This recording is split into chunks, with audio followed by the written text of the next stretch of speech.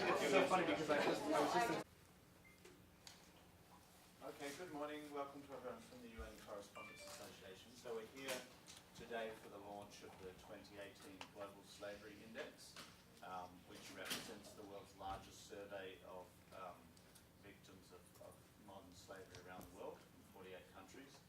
We have today the co-founder of the Global Slavery Index, Andrew Forrest. We've got Jan Jinsun, who is a prominent North Korean defector. He'll be speaking through an interpreter. We have Yeonmin Park, who is also a defector and a survivor of modern slavery in North Korea and in China. And we have Fiona David, who's our Executive Director of Research and can answer any technical questions you may have. So I just want to quickly brief you on the three key takeaways from the report this year. One, what we found through our data this year, which has been the largest survey ever conducted with 71,000 plus respondents, is that the developed world has a larger role to play than previously thought. Our estimates for developed countries have gone up by and large, 400,000 plus for the United States, 130,000 plus for the United Kingdom. The reason for this is because we're asking people, where were you actually exploited? And we're finding through this large sample size that we have terrific data now on the global footprint of modern slavery and how that plays out across borders and throughout regions. Our second big takeaway is we have tracked the importation of at-risk products from different countries which we know have a slavery problem and from sectors that are particularly prone to slavery. And what we found is the G20 countries have a large role to play there again. $354 billion of at-risk products have been imported by the G20. And there's a massive role to play there for business, government and consumers to look into supply chains and try and stamp out that problem. Finally, our index ranks countries by prevalence. The country with the largest problem of modern slavery is North Korea in the 2018 Global Slavery Index. We have, of course, two very knowledgeable North Koreans who can inform us why it is that 1 in 10 people in North Korea, by our measurements, are victims of modern slavery. And so to open up the press conference, I'd just like to offer some opening remarks from Andrew Forrest. Thank you, ladies and gentlemen. Thank you very much for coming this morning. We have always understood modern slavery to be a very serious problem in the world, with the International Labour Organization and the United Nations agreeing with Walk Free that there's over 40 million people who suffer slavery as we speak here this morning. We know it's a massive human rights issue, and it's a human rights issue which we've learned as of the publication of this index this morning is a first world problem. We've always understood it to be a developing world problem, but as of today, we're now seeing actually we are the consumers, we are the people who are drawing in America alone, nearly 150 million US dollars, 150 billion US dollars per annum of at-risk goods, fish, cocoa, electronics, etc., where there is rank slavery in the supply chain source.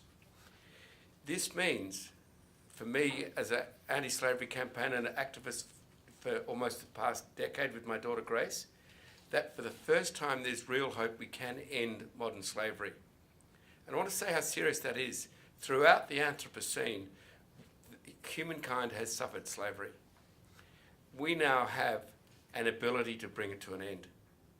I think this is an enormous opportunity which we in the modern world must take.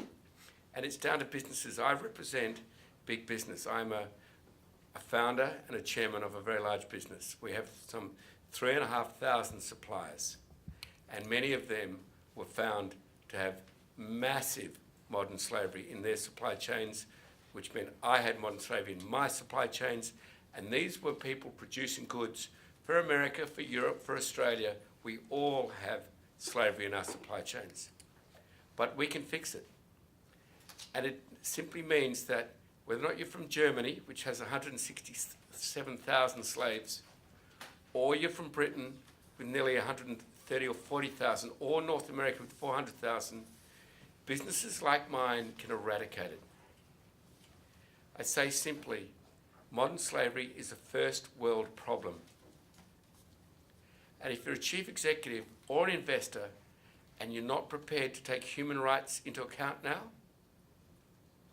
you don't deserve to be a chief executive or an investor. At the top of this pile is a country which I have visited and spent time in, as has my family, and it's North Korea.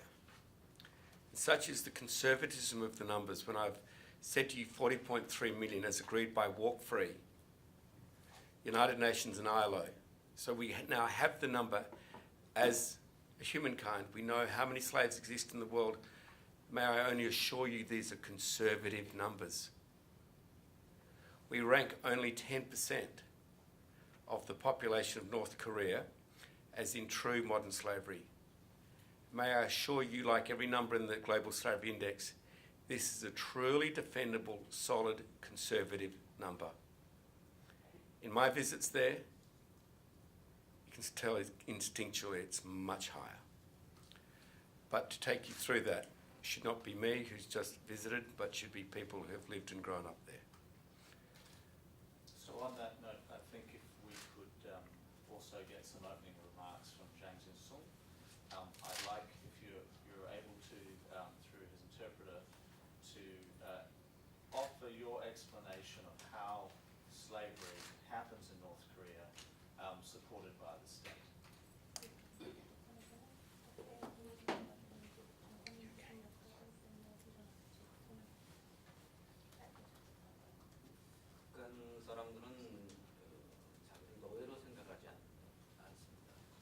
North Koreans do not consider themselves as slaves, even those who are slaves. 노예로 하는 순간 그때부터 뭐 반항하거나 혹은 자살을 하겠죠. 그러나 북한 사람들은 그걸 전혀 자기 주체를 의식하지 못하고 살고 있습니다. If they realized they were slaves, they might perhaps try to rebel or rise up or become suicidal. And so that's a danger, but they don't realize the situation they're living in. 그 원인은 그 육체적 노예 그것에 앞서 정신적 노예화가 됐기 때문에. The prime reason for this is not just physical constraints on them, it's also psychological because they've been indoctrinated all their lives to think whatever they do for the state is a good thing. 지금까지 그 북한이라고 하면 인권이라고 하면 국제사회는 정치공 수용소나 공개 처용 이런 그 극단적인 현상만을 보고 그 물리적 독재만을 봐왔어요. For a long time, when people talked about or thought of human rights abuses in North Korea, they focused on some things that were physically tangible and visible, such as prison camps and things like that. 그런데 실제 북한 사회를 지배하는 것은 감성 독재입니다.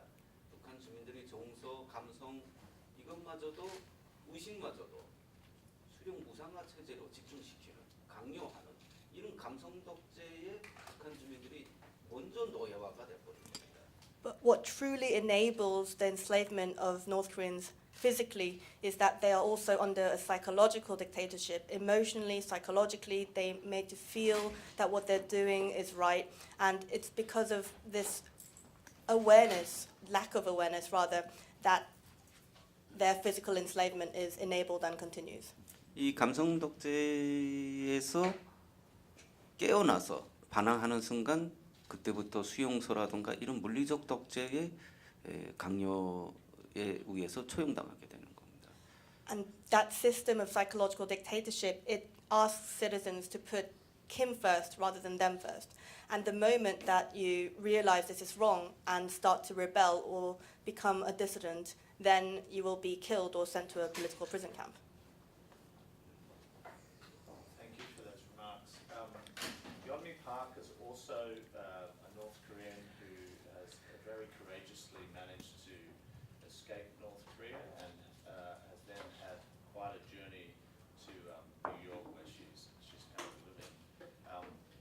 She is a survivor of modern slavery experiences, and it's really a privilege to have her here to tell us about what those experiences are. So I'd just like Yeonmi Park to elaborate from the perspective of a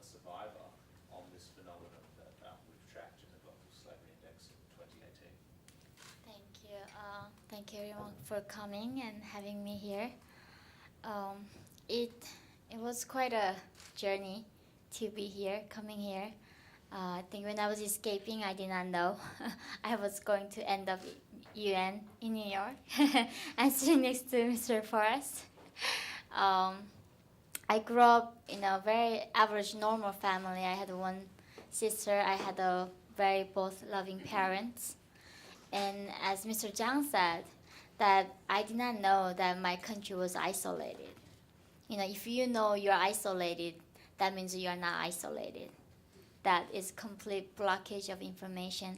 There's no internet. There's no 24 hours electricity. I did not even know the passport people can have and leave the country. I never seen the map of the world. And also, of course, I had no words for my status, which I was a slave to the regime. But when I was 13, in 2007, I faced the starvation. I was very hungry. And in March, I was really have a stomach pain. And my mother took me to a hospital.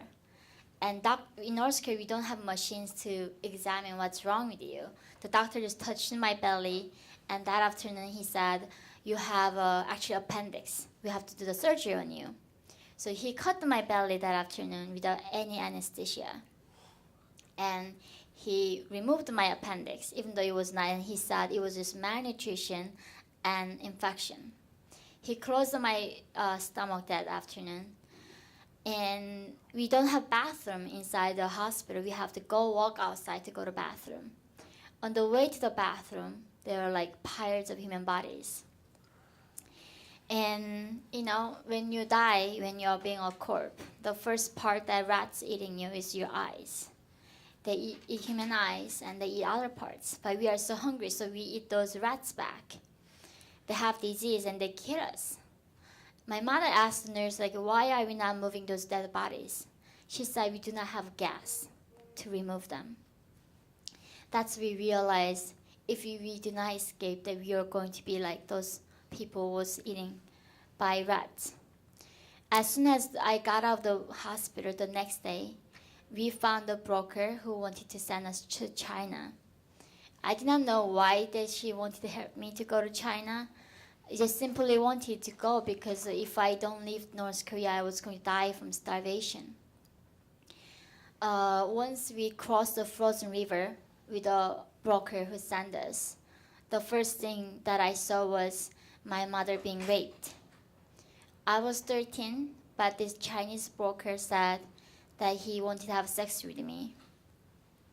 In North Korea, there's no sex education, so I did not know what that was. My mother offered herself. And after that, we realized that Chinese government, once we escape to China, they don't protect us as political refugees. They catch us and they send us back. So what we do, we were sold. We had to force to marry Chinese people. My mother was sold for over $60 in 2007, and I was sold for over $200 because I was a virgin and I was young. From a man who bought me, I learned that if I go to South Korea, that I could be free. And that means crossing the Gobi Desert from China to Mongolia. It was 2009. We had 8 people in our team. I was walking across that desert. I was 15 by that time, but I think the scariest thing for me that night crossing that desert was that not even just by getting killed, it was being forgotten, that no one knows that I exist in this world. And from that desert, I didn't make it to South Korea, and I came to America to study at Columbia University 2 years ago. I think that's what this index does, that this index makes us visible, that it shows that to the world that we exist. These over 40 million people that we estimated to be slaves, they are not numbers. It could be anyone. It was me, it was my mother, it was my sister. Even till this day right now, there are 300,000 North Korean defectors in China, and 90% of them are being trafficked. They are being sold by Chinese men for a few $100s. And I do ask humanity again, because when I went to South Korea, I learned this concept like animal rights. And we talk about equality, we talk about so many things, and people actually told me very proudly that we went to the moon and we are planning to go to the Mars. I just couldn't believe how can we as a humanity to answer these women or people. If we have money, if we have intelligence, if we have technology to go to Mars, we cannot even go to North Korea. We even haven't explored our Earth yet. And are we spending money and resources and energy to go to Mars? I mean, we should. But first, we do need to take care of human beings first. These people simply was born in a wrong place. And that's what they are being punished for their birthplace. So I think this is a significant step that we are taking, because we are making these forgotten people visible to the rest of the humanity. And everyone should have an answer. When people are free and they ask us, what have you done for me? I mean, we should tell them we did something for you guys. So thank you for taking this step. And I know so many people inspired by animal rights, going to Mars.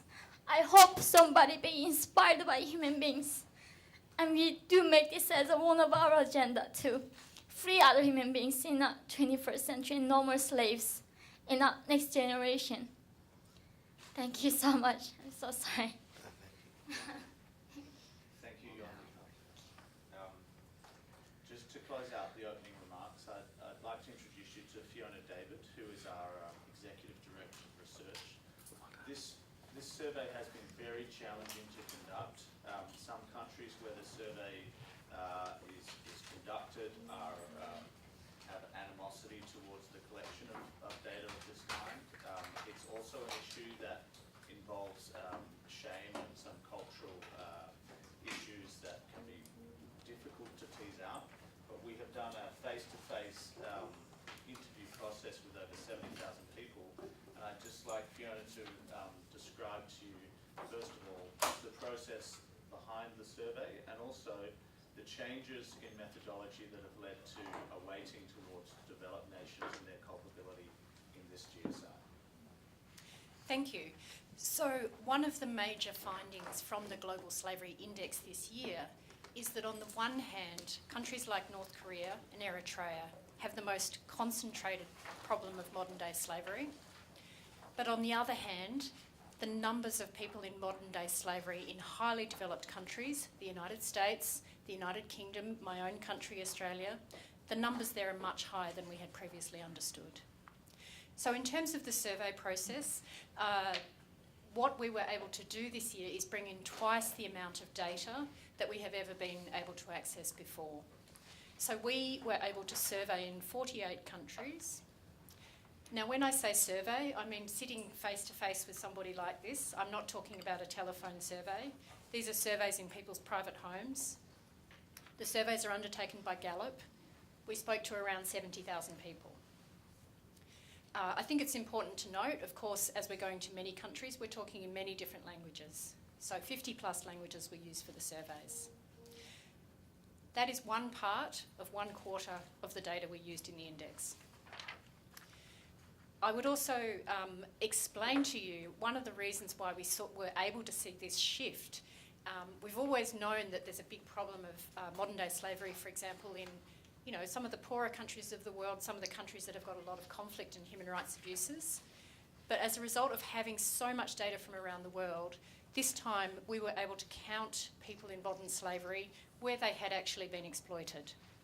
So Yeonmi, for example, if we interviewed her case would be counted in China because that is where the exploitation took place. If we interviewed an Indian man in India and he'd been exploited in Abu Dhabi or Qatar, we would count the case there. So that's why we've seen such a different picture emerge from the data this year. Thank you. Okay, now that opening remarks have concluded, I invite you all to ask questions from the floor, and just raise your hand and I'll cycle through you one by one. Thank you very much, Edith Lederer from the Associated Press.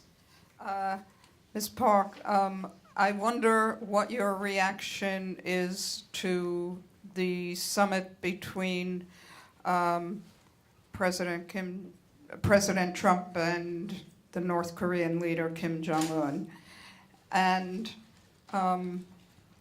what's happened to the rest of your family. And also, since this is to Fiona or Andrew, we've seen this new peace deal between Ethiopia and Eritrea. Is this going to make a difference, or are you going to try and use this to try and go into Eritrea and tackle that issue? Okay. I think there's much more meat on the bones with UNCA Park, but to say yes, we do think that that Eritrea is an opportunity, and we will be engaging with Eritrea. We've been engaging with Ethiopia for a very long time, and we do see a breakout of harmony between those two countries as an opportunity to begin reducing slavery. Eritrea needs to be engaged by the modern world, and the leader of Eritrea, much like the leader of North Korea, simply needs to observe that the greatest resource any country ever has is the freedom of their people. Now, UNCA Park, there were some quite specific questions for you. Thank you. To answer the second question first, since I spoke out publicly that I am being denounced by Kim Jong-un, he attempts to kill a lot of outspoken people. He killed his half brother in Malaysia. He obviously doesn't care what people think. So I am on the black target list of the regime, and all my rest of the families in North Korea have disappeared. I do not know they got executed or sent to prison camp. So from my father and mother's side, both disappeared completely. That's why it's still better for me, even though I'm in New York, that still the dictator trying to silence me. And this is why you do not see a lot of North Korean defectors speaking up, because they are risking their lives as well as risking all their family lives back in North Korea. About the summit this time, I do think at least what Trump had his approach in the beginning towards North Korea was right, that he did try to do the maximum pressure, and he was like playing really unpredictable towards Kim Jong-un. That's why Kim Jong-un was so desperate to come out to the conversation table. But the mistake happened was that Trump did not get any concession from the dictator.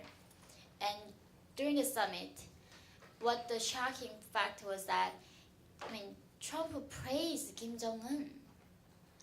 How he's saying he's honored to meeting this dictator, and he's impressed by how well Kim Jong-un is running the country. It's like you are meeting Hitler and saying, I'm impressed by how you are killing Jews right now. That's what exactly he did. So I am heartbroken by how a little free word is normalizing this dictator. I do not support the military invasion, but I do not also support normalizing dictator and not holding him accountable.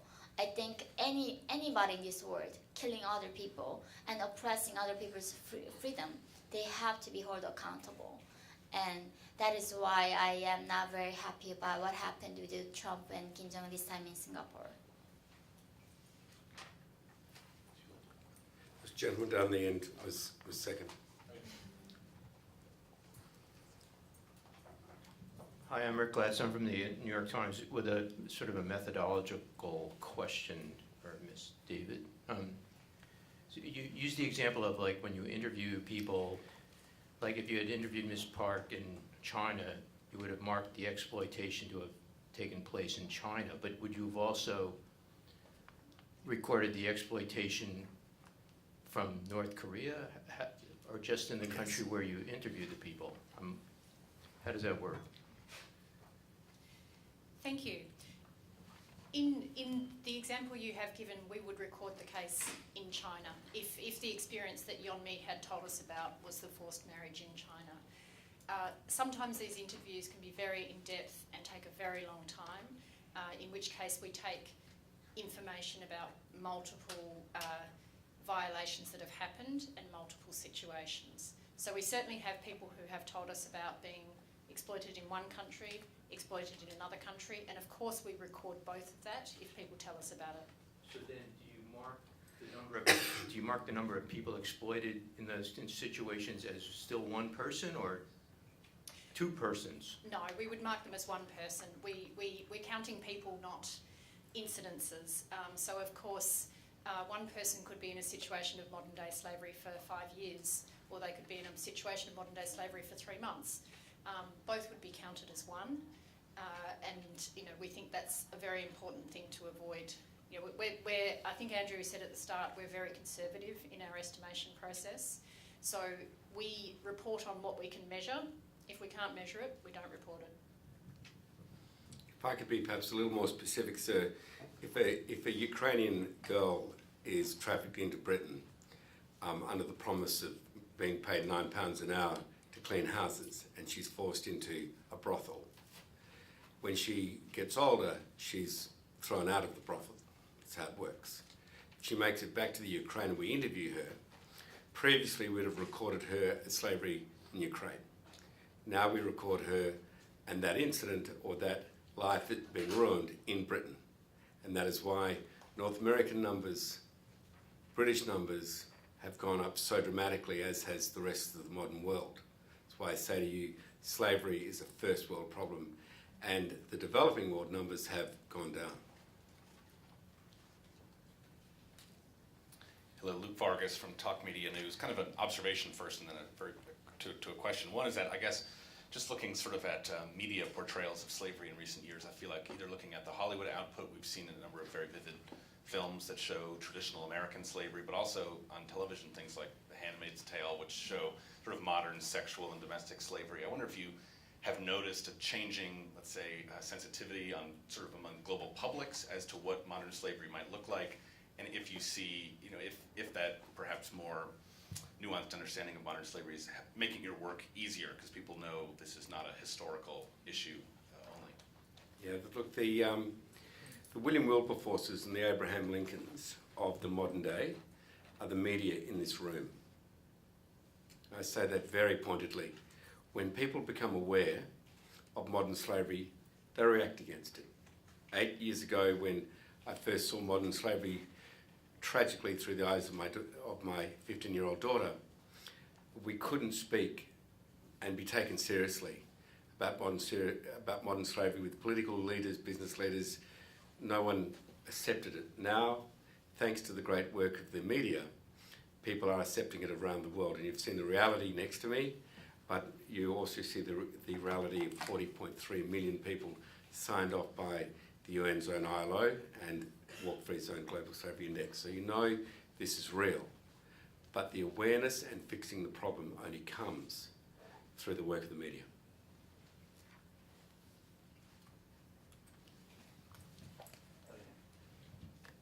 Thank you. Mauricio Guerrero, Mexican News Agency. Can you share a little bit more of light of the number of slaves in the U.S.? Who are these people? Are they basically migrants? And what are the sectors they are working in?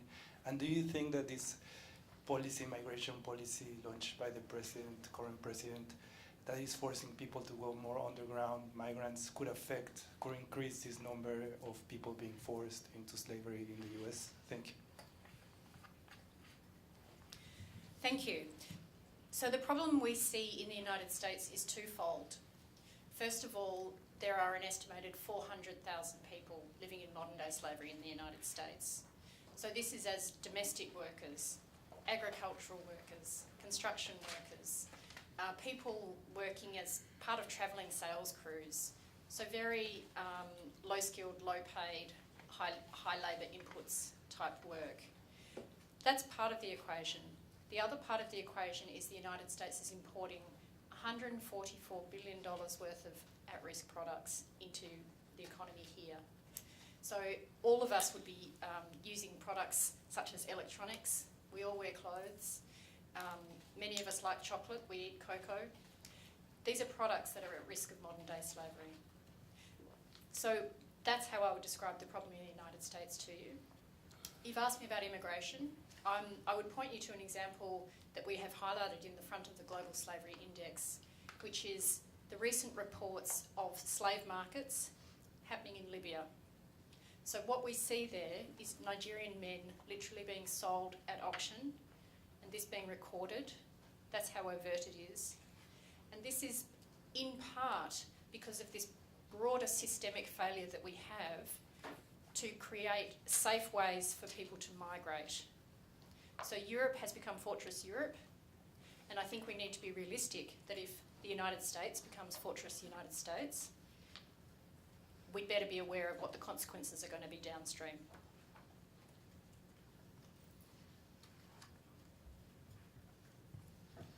The lady in the blue. Thank you very much. Sia Pak from Scan News. I deeply understand your situation because I came from the country run by dictators. But one thing I don't understand is, on both case scenario, if you do something, you get shot. If you don't do something, you get shot. So why not roll the dice and do something and uprise your country? What is what's stopping you? Thank you. Yeah, thank you. I think that's what people ask me normally. So why people are stupid in North Korea? Why do they not rise? Right? You are being starved. You are getting killed. Anyway, why not? You are doing something about it. I think that's the thing. It's very different with North Korea. Is that like if you don't know you're a slave, how do you fight for it? And that's what Mr. Zhang said. The government blocked the complete information flowing in. There's only one channel on TV, and the first execution that I saw was my friend mother was watching a foreign DVD and she distributed watching Hollywood movie, and that's why she got executed. So watching a movie in North Korea can get you killed. So people don't know what French Revolution was. We do not know what Africa is. We do not know what Australia is. We do not know how other people live. I never had a word for liberty or human rights. Those concepts doesn't exist in North Korea. So if you read 1984 by George Orwell, it talks about the language. The governments give a new language and how much they can understand. If you have no vocabulary, you do not have a concept. So North Korea do not have concepts like human rights. They don't have the concepts like liberty. Because of that, people don't know, first of all, even though their life is miserable, they don't know what's the alternative.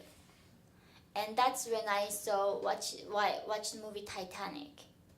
And when I saw a man dying for love, a movie can be made out of a love story, not about the revolution. I think that's why North Korea is a very different case than a lot of other slaves that they know they are being exploited. They know that is injustice. But in North Korean case, they don't even know that's injustice. They don't even know what that is. And they do not think us here having this prosperity and having this food and freedom and human rights.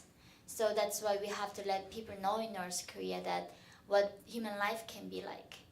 And I think that's the first step we should take with North Korea list. I wonder if we could also ask that question of Jiang Jin-sung. The question being, why is there not a popular resistance and uprising?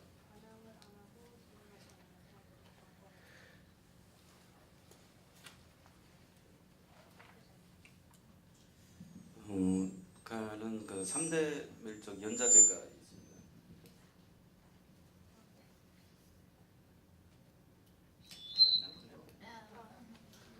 We got a problem.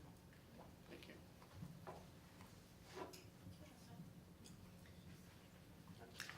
In North Korea, there is such a thing called guilt by association, where 3 generations of family members are punished for the crime of one person in that family. 3대 밀접 연좌제라면 제가 잘못했을 경우 소위 직계뿐만이 아니라 친인척들까지 수용소로 가두는 처벌하는 그런 연좌제입니다. And that means that, for example, if I do something that is wrong in the eyes of the state, it's not just me who gets punished, it's not just my immediate family that gets punished. Even relatives become liable for that crime and get sent to a prison camp.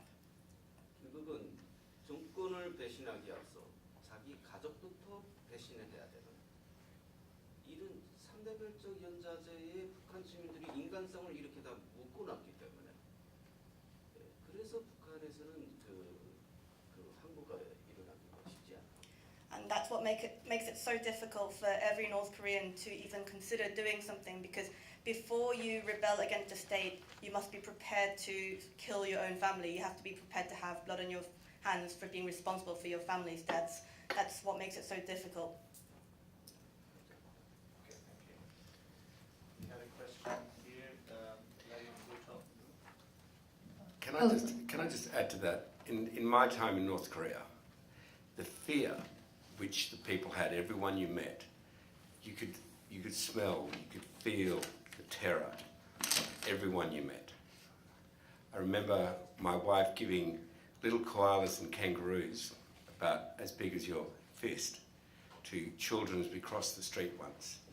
That turned into a major incident. We were nearly imprisoned for trying to corrupt the children of North Korea. That's the pervasive terror which is applied across the North Korean people. I have a question to defectors. If the North Korea is denuclearized and opened country, do you think there's a chance that humanitarian situation will change?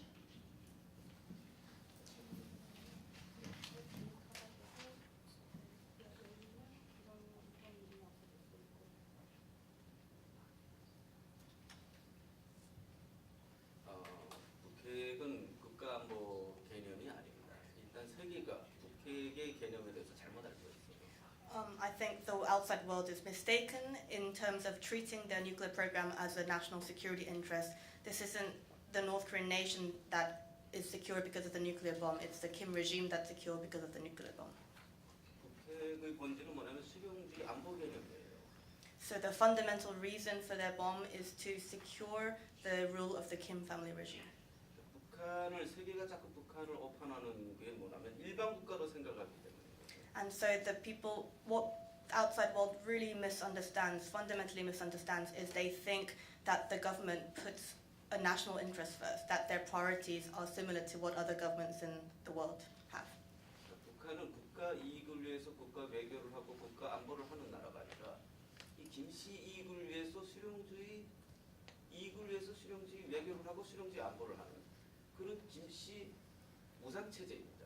So that is the nature of this regime, is they don't do policy, they don't do national security, they don't do diplomacy for the sake of furthering the nation's prosperity. They do it for the sake of how can we hold on to the Kim dictatorship. That is how they calculate every policy decision.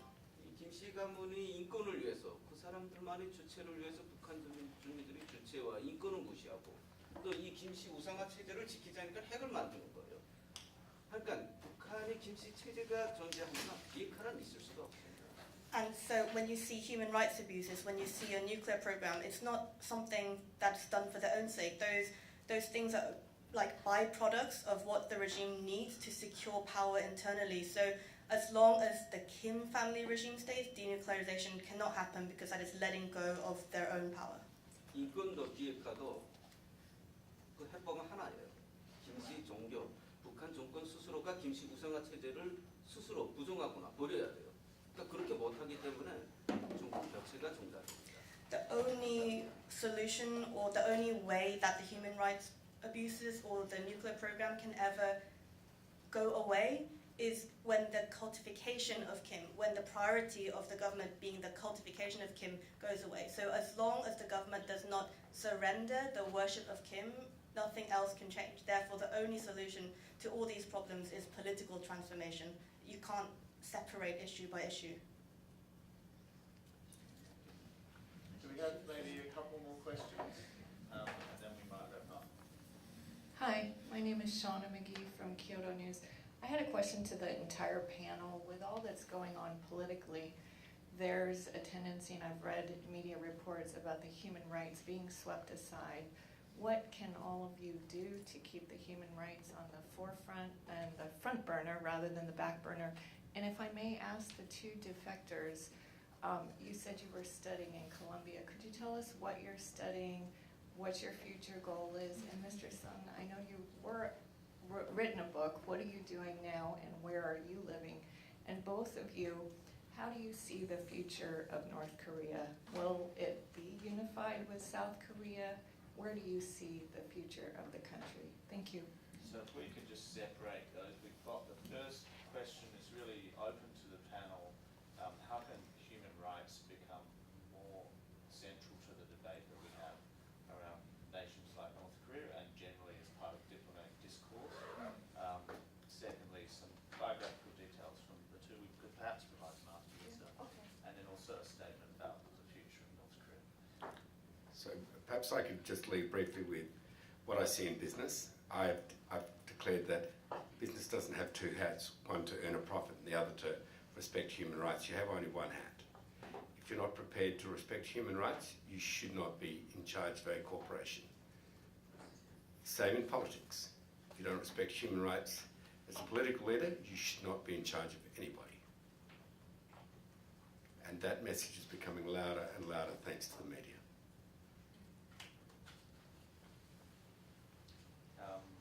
Fiona, do you have anything to add?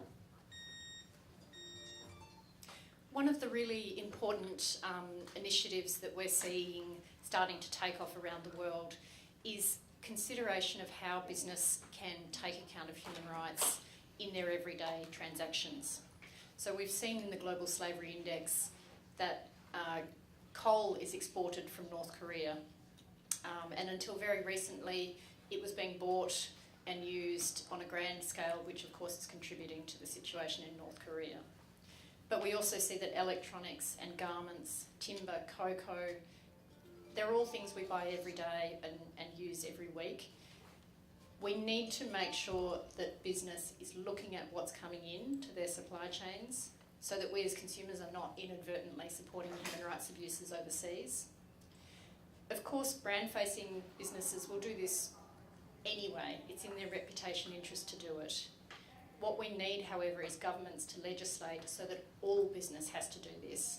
So all business has to do proper human rights due diligence on what's coming in and out of its supply chain. We might just sort of skip the bar. We can provide that to you afterwards, but maybe just a statement. We've had a good comment from Jacobson, but if Yomi Park could perhaps answer the question around what do you think the future holds for North Korea if some of these issues can be dealt with and the human potential of the country can be released. I'm a very optimistic person. If not, I will not be here today. I think what kept me going when I thought I could die at that moment was that, nothing is forever. And that's what history taught us. Nothing is forever. And that is what I believe, that this slavery is not going to be forever. We will end it. And it's going to be like, when we look at the whole, our human history, it is going to the right direction in general. We did not have this concept of human rights, a few centuries ago. This is also a very recent thing after the World War II. We start this UN and want to come up with a peace. And that's what I see with North Korea, that the regime will end, because that's what survivors like myself and Mr. Zhang and a lot of other survivors are doing, that we are not going to be silenced, even though dictator is still trying to kill us and silence us. That I think that's what I personally want to do, is that I want to let everyone know what's happening. And even till right now, we are in this safe New York that girls like myself are being sold in China for a few $100s. And it's simply we can stop it, and that's what I do with my nonprofit. I rescue these girls from China to the safety, and I keep trying to challenge Trump and any politician who does not want to include human rights as their one of the main agenda. And I hope, as you said, that media does play a big role. Until even a few years ago, North Korea was a joke. Media was busy making fun of Kim Jong-un's haircut. Seriously, that was the main news. I couldn't believe what's so funny about this dictator? What is it so funny about people are getting killed? And I think now, finally, we are going towards the right direction, that we know this is not a joke. We know this is happening, and we can stop it. So I really appreciate that as a media, you have a power to redirect this conversation, that this is not funny and this is something that we need to work on right now. And it should come above anything than what we are doing right now in this current free world. Thank you. Okay, if we could just take a final question from the floor, and then I think we'll wrap up if there is a final question. Got another one, if that's all right. Yeah, all right. Thanks. On certain products, this is going to supply chain, things like chocolate and coffee. I've seen some fair trade stickers. Yep. I'm curious, I really don't know about the body that issues those and if there are alternatives. Is this something that's just really difficult to gauge whether slavery is used in the supply chain, or should we be leaning into those possible fixes? Yeah, we should. I think we need basic legislation here in the United States, like we will have shortly in Australia, like 7 of the top 20 economies in the world have. And that's just a simple Modern Slavery Act, so that companies like mine are required to declare what they're doing about ensuring that there's no transgressions of human rights in supply chains. And this is now stock standard practice in France, Germany, in Britain, California, but not here. And it just needs to become part of the conversation. Yes, there are certainly organisations springing up to try and fill that gap, but really the gap should be filled by people like me, who run businesses, who should just say, it's unthinkable. And you have American business people in this country who have said to me, we will not look for human rights transgressions in our supply chains, Andrew. If it happens, it happens. I've had that conversation with famous American business leaders. And they need to be told they're going to report what they're doing about searching for transgressions in their supply chains once a year. It's not onerous, and it'll protect tens of millions of people. Because looking the other way kills people. Okay, well, thank you very much for attending the press conference. I'd like to thank the panelists, particularly our two North Koreans with incredible stories. Brave heroes. Yeah, So, well done, sir. Well done. Actually, it's so funny because I was just